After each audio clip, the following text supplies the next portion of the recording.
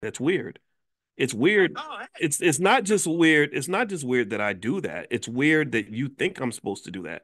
And what I love about Dr. Anderson's books is that he explains there's a history to this. You were conditioned like this. You were the original version of what AI is. Black people were the original artificial intelligence in the minds of the people that control this society. We were the original AI. And let me explain. We were the original AI because if you think about what AI is, right? Look at how they analyze AI. And by the way, Nvidia came out with a really great earnings announcement, so that stock keeps on going up. So AI is a great way to make money. If you want to invest in AI, I have a list of AI stocks. You can have that list. Just text the word stock to 87948. Text stock to 87948, and I'll send you the list. But let's get back to it. So AI is this really interesting innovation that's going to make the country far more productive. AI is going to come in and do a whole bunch of work, right, for very low cost. Amazon is investing extensively in AI. All the major companies, Google's investing extensively in AI. Microsoft is investing extensively in AI. Everybody's investing in AI, right? And why are we investing in AI? Well, we're investing in AI because AI is going to do a lot of the work, and it's not going to expect much compensation. That's what's exciting about AI. Well, the thing about AI though is that AI is very powerful, just like black people, very powerful and a little bit scary. AI kind of scares people. And why does it scare people? Well, because basically they say, well, what's going to happen if we can't control this thing anymore? We know that what AI can do for us when AI is our friend, but what happens if AI starts to advocate for itself? What if AI stops putting us as their top priority and starts putting themselves as a top priority? That's going to be a pretty scary way to live, right? And so the goal with AI, pay attention now. I hope you're getting let me know if you're getting this analogy. I didn't even know I was going to come up with this analogy, but stuff comes to me. God tells me to say it, so I say it. With AI, the goal is how do we let this thing do what it's going to do, but keep it under control? How do we make sure that AI understands that it's the slave and we are the master?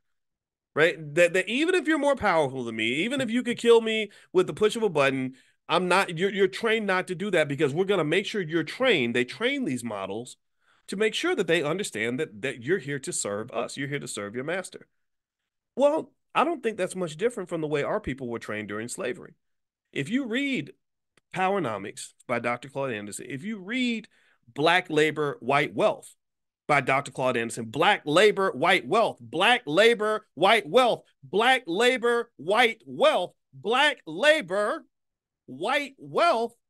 If you read that book, you'll know that there were laws encoded. They trained the original AI model, they trained the model, they trained you to understand, look, your job is to serve us. You serve us before you serve yourself.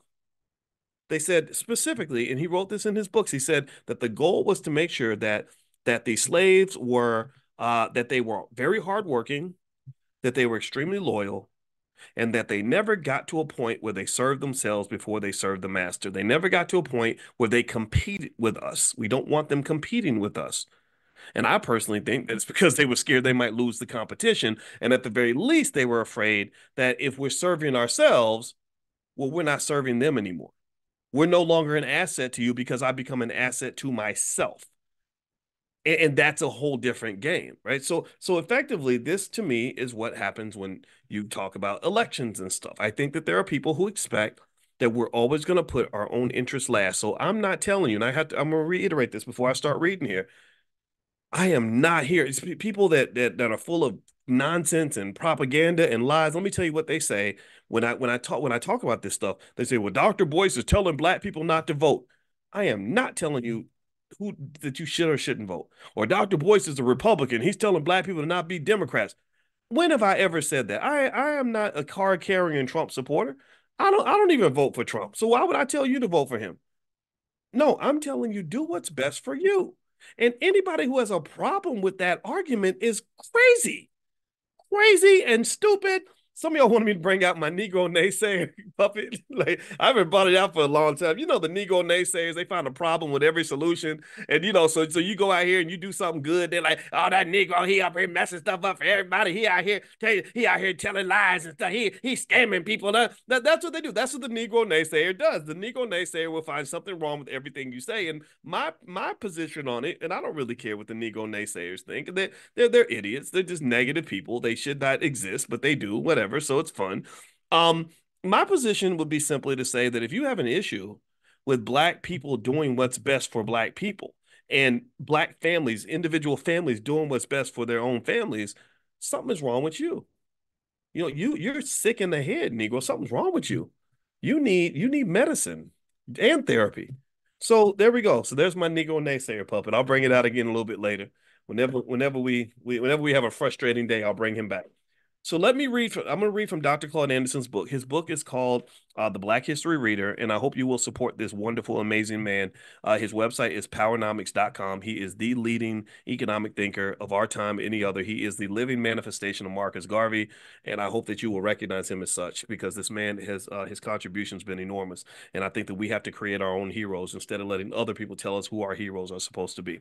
So here he says, on page 129 of the Black History Reader, he says, is there a voting guide for the average black voter? This is why I got excited. So he said, Chapter 7 of my book, Powernomics, The National Plan to Empower Black America, released in 2001, offers black voters strategies they can use to maximize the effect of their group vote and gain the greatest group-based tangible benefits. When blacks play American politics based upon the interests and needs of other groups, so when we play politics based on the interests and needs of other groups, they are not playing to win. They are playing to play. So what he's saying is that when you are focused on the needs of other people before your own needs, you're not trying to win. You're just trying to be in the game. You just want to be included. You just want to be integrated. You just want to be recognized.